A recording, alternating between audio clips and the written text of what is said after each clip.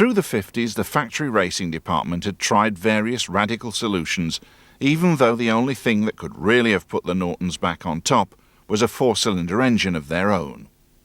Sammy Miller describes the revolutionary Neela of 1953.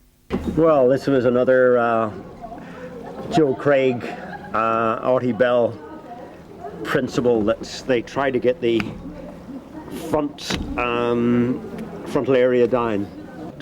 This was, again, a marvellous conception.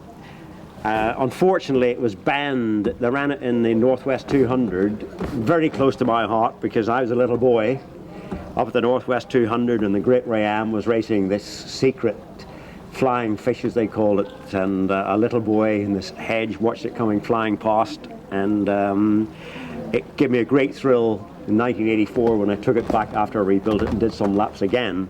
And believe it or not, Ray-Am packed up with fuel pump problems about the third lap after he broke the record. Who on the second lap too had fuel pump problems? It was something special, and it's one of our prize examples in the museum.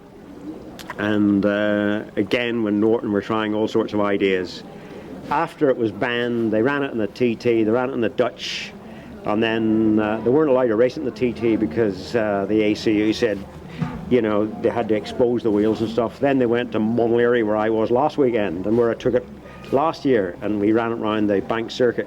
And there it broke something like 33 world records, both 350 and 500. This is a 350. 500, unbelievable.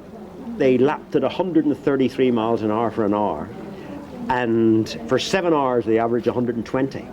Pannier tanks, of course, to get the weight down low. That was lifted by a mechanical pump to a header tank, and you had your head of fuel pumped up from your pannier tanks, short forks, the whole thing right down as low as possible. And really, when you ride it, it handles quite well.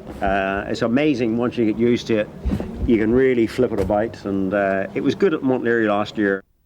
These bikes, there are very precious one-offs, the Mona Lisas, and I often say you don't take Mona Lisa to the car boot sale. Sammy did take the Neela out in diabolical conditions at the 1998 Goodwood Festival of Speed, and he gave the fans a chance to see the bike that could have kept Norton in the championship chase just a little bit longer.